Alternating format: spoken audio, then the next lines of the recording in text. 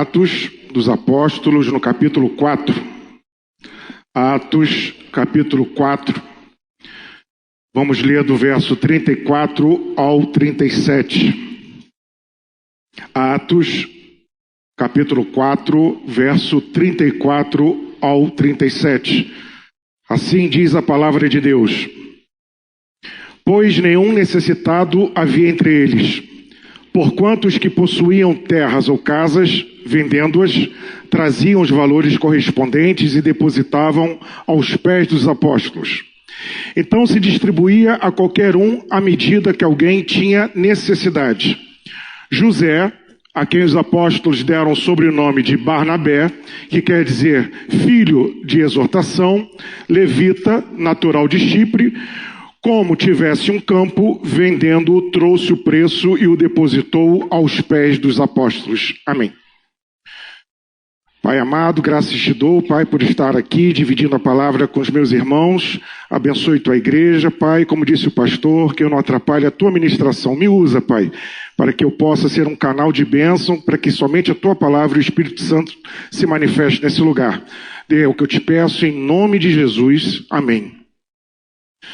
Pode sentar, irmãos. Meu querido irmão, o diácono Norivaldo, falou do avião na quinta-feira, antes dele pregar sobre Jonas, né? Que ele estava nervoso. É um nervosismo, é muita responsabilidade, mas também é muita alegria poder compartilhar aqui com vocês sobre a palavra de Deus, nós meditarmos nessa palavra. O Norivaldo trouxe um personagem na quinta-feira, que foi Jonas. Hoje, mais cedo, o pastor Manuel trouxe o amigo mais importante, que é o Jesus, nosso Senhor, que é o nosso amigo. E hoje eu trago um personagem para nós meditarmos, olharmos para ele. Nós já tivemos algumas palavras na nossa igreja sobre esse personagem. E eu queria trazer mais uma contribuição que o Espírito Santo me orientou. Meus irmãos, tão certo como pessoas precisam de Deus, também é certo dizer que pessoas precisam de pessoas. Pessoas precisam de Deus e pessoas precisam de pessoas. Evidentemente, não é de qualquer tipo de pessoa. Eu preciso de pessoas na minha vida, mas eu confesso que há algumas pessoas que eu quero distância na minha vida. Mas eu preciso de pessoas, porque pessoas concretizam, pessoas materializam, pessoas são instrumentos da ação de Deus na minha vida. Pessoas são usadas para materializar a graça, a bondade e o milagre de Deus na minha vida. Portanto, se Deus usa pessoas, eu preciso de pessoas. O que nós vamos tentar responder hoje, meditar hoje, convido você a meditar sobre isso, é que tipo de pessoas precisamos ter perto de nós e que tipo de pessoas não precisamos ter perto de nós, nas nossas vidas. Barnabé, que é o personagem de hoje, que eu queria meditar com você, é um exemplo de pessoa que a gente precisa ter por perto, que atravessa o nosso caminho para mostrar a obra de Deus, para mostrar o propósito de Deus, que é moldar, que é transformar a gente em algo muito melhor do que a gente é. Pessoas fazem isso. Pessoas fazem isso através de palavras. Pessoas fazem isso através de exemplos. Pessoas fazem isso através de atitudes. E essas pessoas são importantes nas nossas vidas. O que nós vimos até agora é que Barnabé, ele era um levita. Barnabé, cujo nome real era José, nascido na ilha de Chipre, uma das maiores do Mediterrâneo. Barnabé, ele recebe o sobrenome, ele é apelidado de, o José, ele é apelidado de Barnabé. Barnabé, o filho da consolação, o filho da exortação, o filho do encorajamento. É esse o significado de Barnabé, o filho da consolação. E o que nós sabemos sobre consolação? Convido você a ver comigo o Evangelho de João, capítulo 14. João 14, a partir do verso 26, 14, 26, assim está escrito, palavra de Jesus, mas, João 14, 26, mas o Consolador, quem é o Consolador? O Espírito Santo, a quem o Pai enviará em meu nome, esse vos ensinará todas as coisas e vos fará lembrar de tudo que vos tenho dito. Deixe-vos o quê? A paz. A minha paz vos dou. Não vou-la dou como dá o mundo. Não se turbe o vosso coração, nem se atemorize. Pois bem, meus irmãos, podemos então entender que Barnabé tinha a presença do Espírito Santo. Barnabé é um instrumento usado pelo Espírito Santo de Deus. Paráclito. Paráclito que significa aquele que está ao lado, aquele que consola, aquele que acompanha. Esse era Barnabé. Aquele que coloca para frente, aquele que coloca para o alto, aquele que motiva, aquele que impulsiona. Esse era Barnabé. Na passagem que acabamos de ler, a igreja primitiva retratada por Lucas, no livro de Atos, diz que ninguém passava por necessidade. E por que ninguém passava por necessidade? Porque as pessoas partilhavam o que tinham. As pessoas compartilhavam em prol do bem comum. Eu dou o que é meu pelo bem comum. Então, meus irmãos, minhas irmãs, estamos vendo pessoas que não eram egoístas. Estamos vendo pessoas que estão vendo a si mesmos, a si mesmas. A sua referência não é o umbigo. A referência dessas pessoas era o bem comum, era o próximo. E no caso de Barnabé, diz a Bíblia que ele tinha um terreno e que ele não precisava vender o terreno, mas assim ele o fez. E com esse dinheiro do terreno, que ele poderia ter ficado com ele deu para a igreja, que não pediu, que não exigiu, mas assim ele o fez. Ele pega uma propriedade sua, vende e coloca aos pés dos apóstolos. Barnabé é o tipo de pessoa que diz, o que é meu, também é seu. Compartilha, divide. E o que eu tenho para me abençoar vai servir de bênção para você também. É esse o tipo de pessoa que era Barnabé. Cheio do Espírito Santo, filho da consolação, presença do Paráclito. A minha bênção será a sua bênção. Meus irmãos, esse tipo de gente é o tipo de gente que a gente precisa ter por perto. É o oposto do ególatra, do egocentrismo. É diferente daquele que pensa somente em si. É uma pessoa que não é ocupada só consigo, mas que consegue olhar para o lado. E talvez você conheça uma pessoa assim. Agora, há outros tipos de pessoas. Os anti-Barnabés são pessoas que a gente vai entender. Você acredita que na Bíblia está descrito isso, que existem espíritos imundos. Você acredita que há demônios. Você acredita que há seres celestiais da maldade.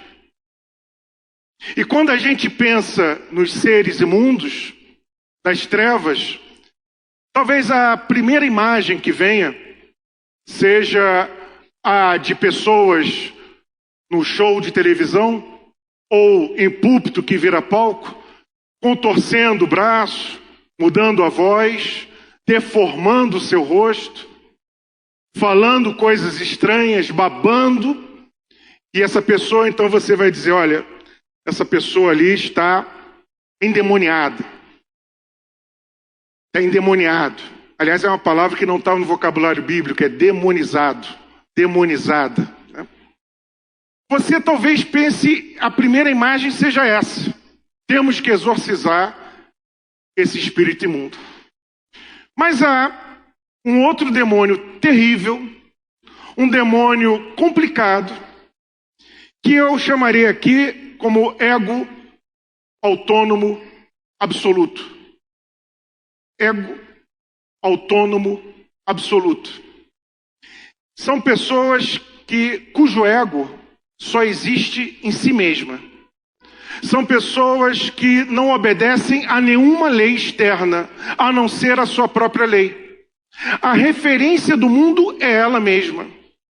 São pessoas que não podem ser contrariadas, são pessoas que não podem ser desobedecidas, são pessoas que não podem ser questionadas, são pessoas que não podem jamais ficar em segundo lugar, são pessoas que não podem se achar preteridas. São pessoas que não conseguem ouvir uma ideia contrária, porque a ideia contrária leva a briga. A ideia contrária leva a uma cisão, a um afastamento, porque eu não posso admitir que alguém pense diferente daquilo que eu penso. Egos autônomos absolutos. Quando ouve o não, agride, fica de mal, vira as costas, porque só tem como referência a si mesmo. E eu queria dizer, meu irmão, minha irmã, que nós temos exemplos assim, que talvez você já tenha visto, ou tenha ouvido alguém dizer, que são aquelas pessoas que chegam num bom carro, um bom relógio, um bom perfume, e quando você questiona, a pessoa diz: você sabe com quem você está falando? E agora você já sabe. Você pode dizer: sei e te repreendo. Porque essa pessoa é um ego autônomo absoluto, que só vale para si mesmo. Não tem justiça nenhuma a não ser a sua própria visão. Eu não sei se você já teve ou tem a péssima experiência, a triste experiência de viver com uma pessoa sem casa. Se nós temos mulheres que já viveram, já se casaram com pessoas com egos autônomos absolutos, maridos, homens que têm mulheres com egos autônomos absolutos, filhos que têm pais desta forma, irmãos que têm irmãos assim. Ou então poderia dizer: meu filho de 12 anos de idade, meu filho de 16 anos de idade, minha filha de 19, de 20, 21 anos de idade, só tem uma verdade, a dela, não sabe ouvir não. Talvez isso seja fruto da sua educação, de uma educação frouxa. E aí agora você tem esse tipo de comportamento dentro da sua casa. E eu queria te dizer, meu querido, minha querida, que esse tipo de pessoa não depende do currículo, não depende da raça, não depende do gênero, da idade. Essas pessoas estão por aí. Agora, essas pessoas que só têm como único prazer a autossatisfação, eu creio que há um número muito maior de egos autônomos absolutos, com boa conversa, bem vestidos, do que aqueles que ficam se contorcendo, virando o braço e babando de ódio em cima de um púlpito. E é esse tipo de pessoa que você tem que pensar: eu tenho que conviver com isso? E Barnabé tem algo para nos dizer, porque essas pessoas são o oposto de Barnabé. Barnabé é diferente disso, e é o que eu vou tentar mostrar para você aqui hoje. Barnabé é o que pega de si para abençoar o outro. Essas pessoas como Barnabé é que nos levantam, é que nos colocam para cima, é que nos motivam, é que são pessoas generosas, que são próximas, gente que gosta de gente. São pessoas altruístas, são pessoas abnegadas, são pessoas que se esvaziaram e são capazes de amar outras pessoas. Eu queria falar agora falamos de Barnabé, queria agora passar para você um outro personagem que cruza o caminho de Barnabé. É quase impossível falar de um e não falar de outro. Eu queria falar de um outro personagem do Novo Testamento, que é Saulo de Tarso. Saulo de Tarso, você sabe, ele era um perseguidor de cristãos. Ele adorava prender cristãos. Saulo de Tarso, ele, da sua trajetória, antes da sua conversão, ele participava de assassinatos. Esse era Saulo de Tarso. Veja comigo, por exemplo, Atos 7, 55 a 58. Atos 7, versos 55 ao 58. Mas Estevão, cheio do Espírito Santo, fitou os olhos no céu e viu a glória de Deus e Jesus que estava à sua direita e disse: Eis que vejo os céus abertos e o Filho do Homem em pé à destra de Deus. Eles, porém, clamando em alta voz, taparam os ouvidos e unânimes arremetaram contra ele. E lançando-os fora da cidade, o apedrejaram. As testemunhas deixaram suas vestes aos pés de um jovem chamado Saulo. Na agonia de Estevão, um dos líderes da igreja, Saulo estava ali, no apedrejamento. Então, meus irmãos, este era Saulo. Saulo respirava ódio. Saulo respirava morte. Saulo espumava ódio por conta de uma convicção ortodoxa religiosa. Veja comigo agora Atos 9, verso 1. Atos 9, verso 1. Saulo, respirando ainda ameaças e morte, esse homem respira ameaça e morte. Morte contra os discípulos de quem? Do Senhor. Dirigiu-se ao sumo sacerdote. Só que Deus faz uma obra que você e eu somos incapazes de fazer. Deus acredita, Deus interfere, Deus faz com que pessoas sejam instrumentos da sua vontade. E nós temos uma novidade no Evangelho, que essa novidade você vai ver comigo em Atos 9, verso 3 ao 6. Aliás, o livro de Atos a gente vai ler um pouquinho aqui. Atos 9, 3 ao 6.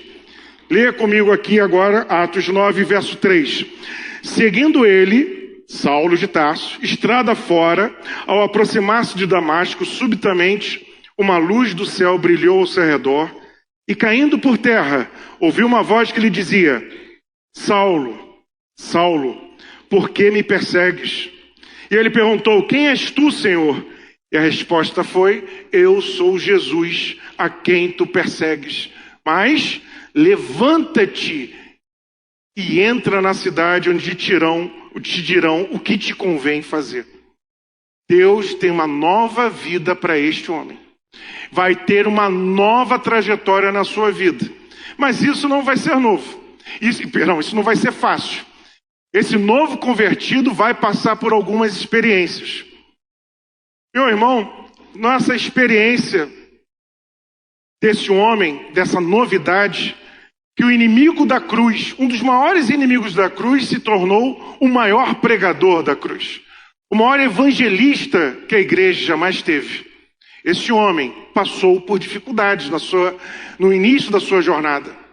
Esse homem vai sofrer desconfiança em relação à sua conversão. As pessoas não vão acreditar por conta do seu passado, por conta da sua trajetória, que era bem recente. As pessoas vão dizer: é impossível esse homem ter se convertido. É impossível esse homem ser um dos nossos. Veja comigo, por exemplo, em Atos 9, verso 26. Atos 9, verso 26, quando Saulo chega em Jerusalém. Atos 9, 26. Tendo chegado a Jerusalém, procurou juntar-se com os discípulos. Todos, porém, o temiam. Não o quê? Acreditando que ele fosse discípulo. Saulo passa por desconfiança. É mentiroso. É impossível esse homem ter se convertido. É impossível ter essa mudança. Saulo então está em descrédito. Saulo quer entrar na igreja, mas a porta ali é fechada. Porém, mais uma vez, Deus faz a obra dele do jeito que ele quer e ele usa pessoas para isso. E agora eu queria ver com você a solução na vida de Saulo. Veja comigo 9:27, no verso seguinte. Mas quem? Barnabé, tomando-o consigo, levou os apóstolos e contou-lhes como ele vira o Senhor no caminho. E quem este lhe falara? E como em Damasco pregara ousadamente, de forma corajosa, em nome de Jesus. Quem foi o intercessor? Barnabé. Barnabé foi uma pessoa que atravessou a vida de outra pessoa, altruísta, abnegada. Barnabé assumiu a responsabilidade pela vida de Saulo. Barnabé não desconfiou. Barnabé não colocou descrédito naquela conversão como os demais. Apresentou à igreja aquele que vai escrever mais da metade do Novo Testamento. É assim que entra Saulo na igreja.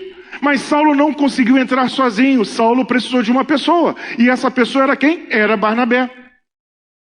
Imagina, meu irmão, minha irmã, imagina, pastor Paulo, nós estávamos numa reunião de oração escondidos, porque se por acaso a gente for pego, os romanos vão nos levar para nós sermos comida de leão.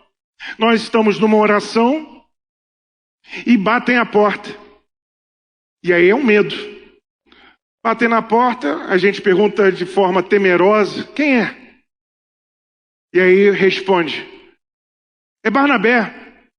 Aí a gente vai dizer, é Barnabé, é o filho da consolação, Norivaldo. Agora, vamos abrir a porta. Aí Barnabé entra. Aí Barnabé, a paz, eu trouxe um amigo, Saulo. Um olha para a cara do outro, Barnabé tá maluco. Barnabé não está bem, está trazendo esse homem para dentro de nós. Há uma desconfiança. Mas quem está trazendo é Barnabé. E Barnabé está sendo instrumento de Deus. Porque ele é o filho da consolação. Ele tem o Paráclito. Portanto, meu irmão, minha irmã, Barnabé é o tipo de gente que a gente precisa.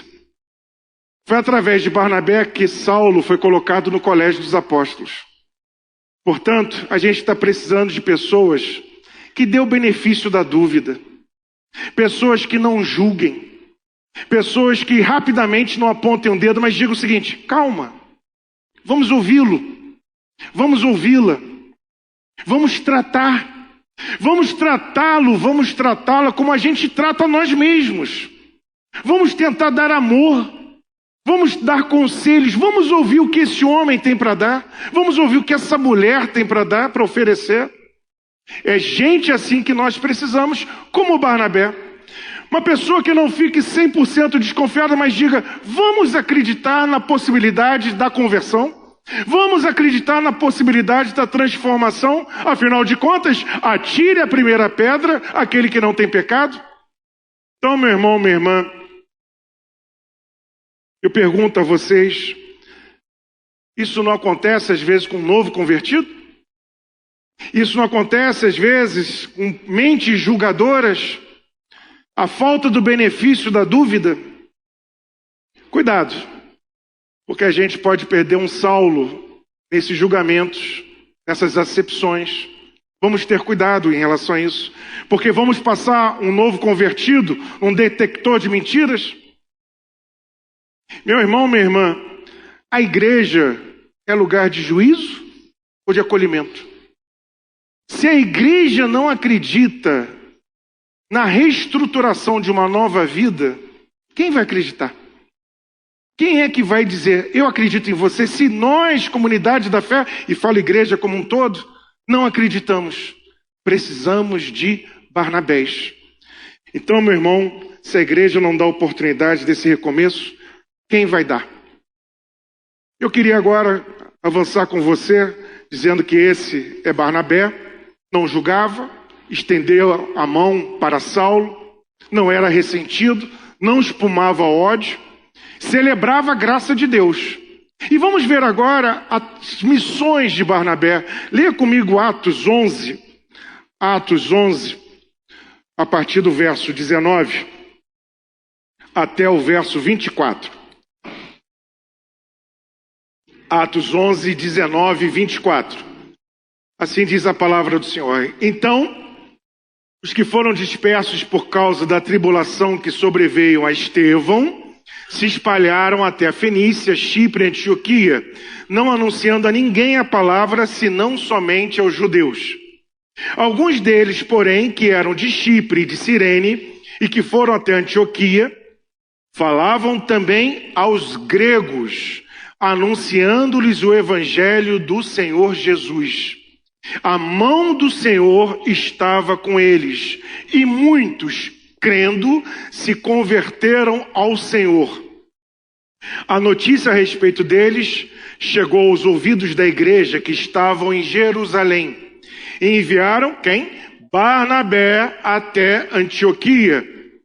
Tendo ele chegado e vendo a graça de Deus, alegrou-se e exortava a todos a que, com firmeza de coração, permanecessem no Senhor, porque era homem bom, cheio do Espírito Santo e de fé.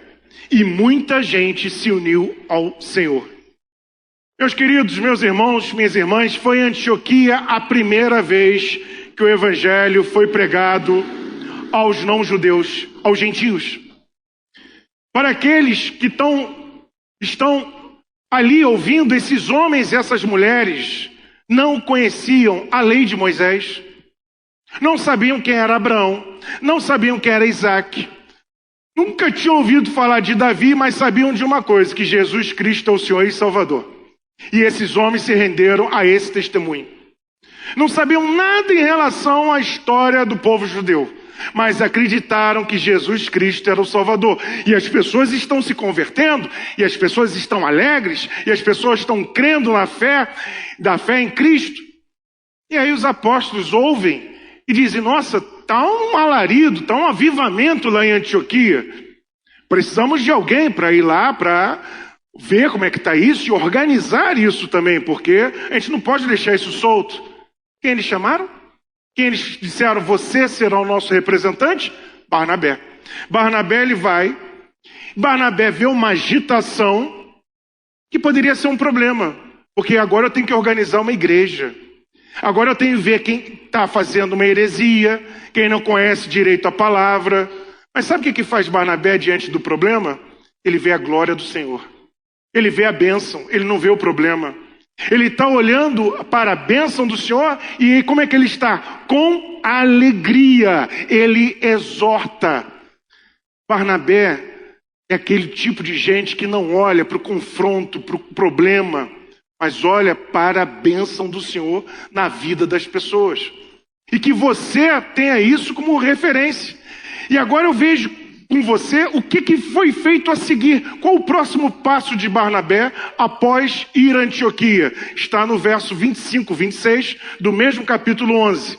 Capítulo 11, verso 25, 26. Assim que chegou a Antioquia, o que fez Barnabé? Partiu Barnabé para onde? Para Tarso. À procura de quem? Saulo. Tendo encontrado, o levou para onde? Para Antioquia. E por todo quanto tempo? 1 ano se reuniram naquela igreja e ensinaram numerosa multidão. Em Antioquia foram os discípulos pela primeira vez chamados cristãos. Queridos, Barnabé chega no avivamento. Barnabé chega no momento de presença do Senhor. O que ele faz? Vou para Tarso. Vou para Tarso puxar Saulo.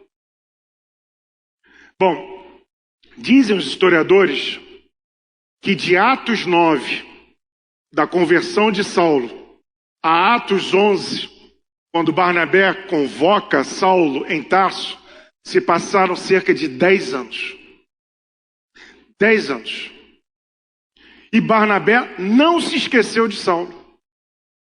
E é interessante porque quando Saulo começa a ser um novo convertido e aceito na igreja, ele quer pregar.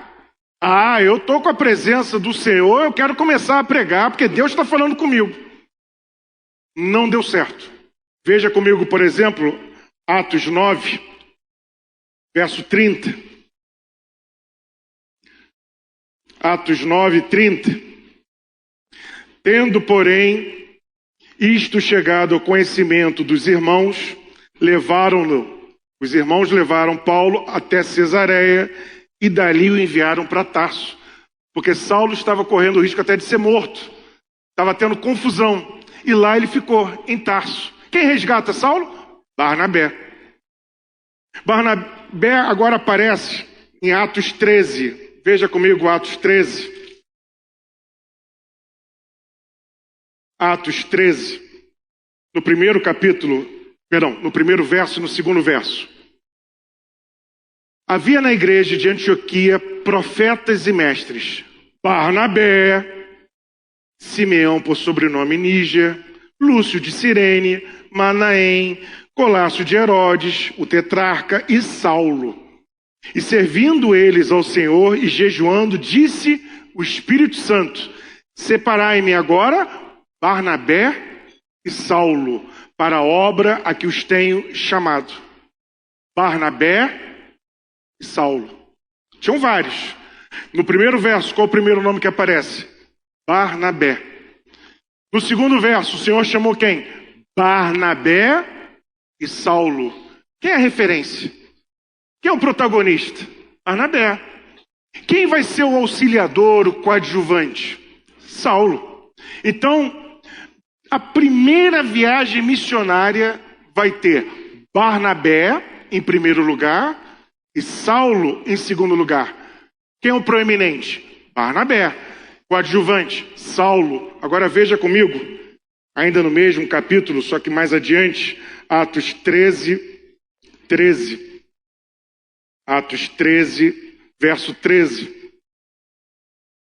E navegando de Pafos, Paulo e seus companheiros dirigiram-se a Perge da Panfilia.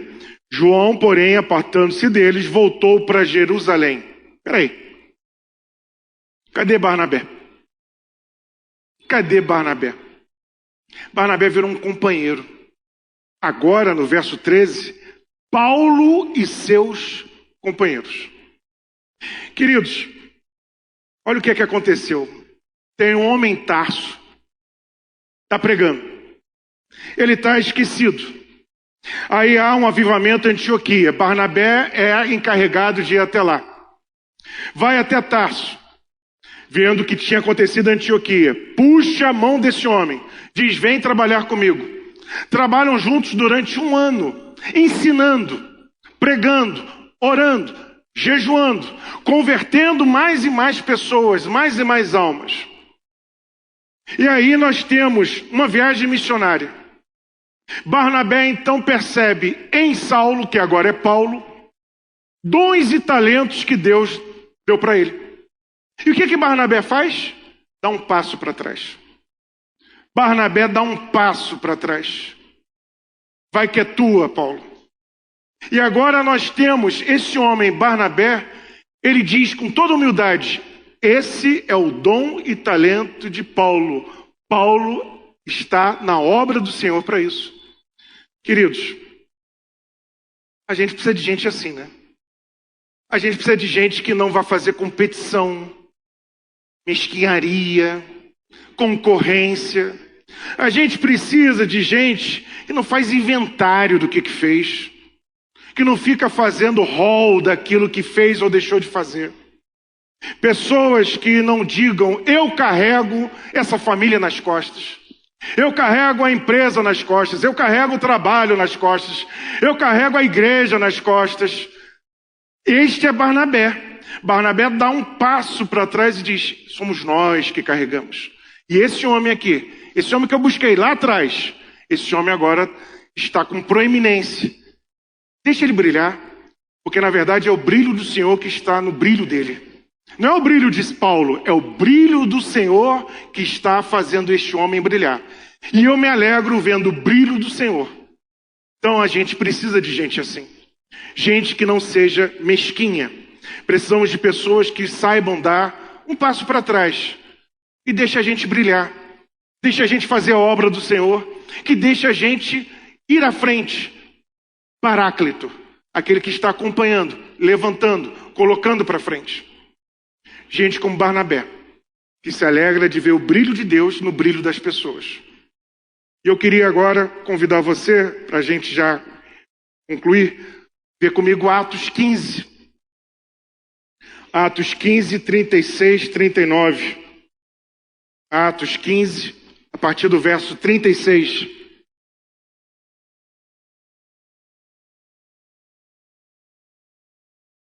Atos 15, 36. Alguns dias depois, disse Paulo a Barnabé, Voltemos agora para visitar os irmãos por todas as cidades nas quais anunciamos a palavra do Senhor, para ver como passam. E Barnabé queria levar também a João, chamado Marcos. Mas Paulo não achava justo levarem aquele que se afastara desde a Panfilha, não os acompanhando no trabalho. Houve entre eles tal desavença que vieram a separar-se. Então Barnabé, levando consigo a Marcos, navegou para Chipre. Paulo decidiu retornar para ver os frutos da viagem missionária. E Paulo olhou para o sobrinho de Barnabé, João, também chamado Marcos, ou João Marcos, e disse assim: ô Barnabé, a gente vai continuar a nossa viagem, a gente vai ver os frutos do nosso trabalho, mas esse teu sobrinho aí é corpo mole. Esse teu sobrinho é peso morto. Dizem algumas traduções que a partir daí houve uma grande contenda. Porque Paulo disse: esse teu sobrinho é um problema. E aí houve uma briga, houve uma discordância, houve uma discussão. O popular chutaram o pau da barraca e brigaram. E esses homens então vão se separar. Qual a opção que Barnabé tomou? Barnabé nasceu aonde? Chipre. E ele está indo agora para onde? Para Chipre. Voltei para casa. Estou voltando para casa. E está levando quem com ele? O sobrinho, tal do João, também chamado de Marcos. Precisamos de gente assim, queridos. Precisamos de gente que diga verdades que não gostamos de ouvir. Precisamos de pessoas que digam: eu te amo, mas você está com um errinho aqui. Você está com um defeito. Está com um probleminha. Está se desviando. Meu irmão, minha irmã, quem fala as coisas que você não quer ouvir é seu amigo. Quem fala com você que bate nas costas é seu inimigo, mas quem fala na sua frente é seu amigo. Pessoas que dizem, a verdade que a gente não quer o confronto. Aquela amiga, que diz para a irmã: nossa, seu vestido tá lindo. Tá não, irmã. Tá não. Aquele amigo que diz: nossa, que gravata chique. Tá não, tá feio. Mas aquele que diz: olha, esse teu vestido não caiu bem. Tá te engordando. É brega. Essa gravata é cafona. Você não gosta de ouvir isso. Mas esse é um amigo. Meu irmão, minha irmã, Barnabé, ele era encorajador. Barnabé dava passo para trás para Paulo brilhar a obra de Deus. Mas nessa briga, o que Barnabé poderia ter dito para Paulo? O que seria possível a gente acreditar que Barnabé poderia ter falado para Paulo? Vem cá, Paulo, eu te dei oportunidade. Eu coloquei você entre os meus amigos. Eu assinei embaixo a respeito de você. Coloquei você para trabalhar comigo. Tirei você lá de Tarso. Você estava esquecido. Trouxe você. Trabalhamos na obra durante 1 ano. Você ficou no meu lado. Fomos para uma viagem missionária. Você é o pregador principal. Eu coloquei um degrau abaixo. E agora você diz que eu não posso levar o João Marcos? Por quê? Porque você é o grande apóstolo? É isso, Paulo? E o que eu fiz para você é o que eu quero fazer para a vida dele. O que eu estou tentando fazer com meu sobrinho, que não está pronto, é o que eu fiz com você quando você também não estava pronto. Que isso, Paulo? Então vamos fazer o seguinte: você vai viver a sua jornada, eu vivo a minha. Eu vou para Chipre. Você continua. Barnabé é uma pessoa que encoraja, puxa para cima, ajuda, dá um passo para trás, mas não negocia princípio. Sabe dar limite, sabe dar o não. Eu vou contigo até aqui. Agora, a partir daí não é mais relação, é exploração, é abuso. Esse era Barnabé. Meu princípio é ajudar um jovem, que nem você já foi jovem um dia, a amadurecer. Não quer? Então viva a sua vida, eu vivo a minha, que Deus está abençoando a todos nós. Esse é Barnabé. Falou que Paulo queria ouvir? Claro que não. Mas temos a necessidade de pessoas que falem sem ser grosseiras, sem ser ríspidas, sem ser ignorantes no tratamento. Pessoas que falem a verdade para nós, mesmo as verdades inconvenientes, incômodas, que atingem o nosso ego. Agora, é interessante como Deus faz a obra. Eu queria convidar você, lá no finalzinho da sua Bíblia, é o último versículo que eu vou ler com você. Veja comigo, segunda carta de Timóteo. Segunda carta de Timóteo, no capítulo 4. Segunda carta, Timóteo 4, verso 11.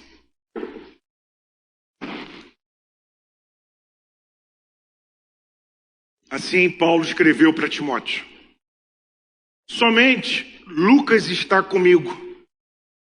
Toma contigo quem? E traze-o, pois me é útil para o quê?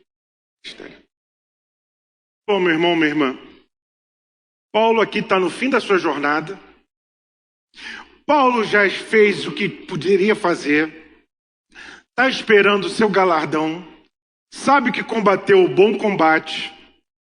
Ele agora está escrevendo, pede para Timóteo visitá-lo, pede para Timóteo trazer uns livros, e pede para trazer quem com ele? Marcos. Quem é esse Marcos? É o mesmo João Marcos que Paulo descartou. É o mesmo João Marcos que Paulo disse, está fazendo corpo mole, não serve. Qual é a lição que nós temos daí? Essa passagem demonstra que o mesmo homem que se deu a Saulo investiu em João Marcos, e que foi muito útil para o ministério de Paulo, que é Barnabé. Então veja que com o tempo, Paulo, maduro, percebeu, nossa, Barnabé tinha razão. E você sabe quem é esse João Marcos, que ficou mais famoso como Marcos. É o evangelista Marcos. Então, meu irmão, minha irmã, nós estamos vendo aqui que às vezes um julgamento, uma discussão, um fechamento de porta. Eu primeiro comecei falando de Saulo. Agora a gente vê o que Paulo, o ex-Saulo, fez com Marcos. E a trajetória de Barnabé, todo esse momento. Talvez você diga, meu irmão, minha irmã, que seja muito difícil encontrar um Barnabé na sua vida.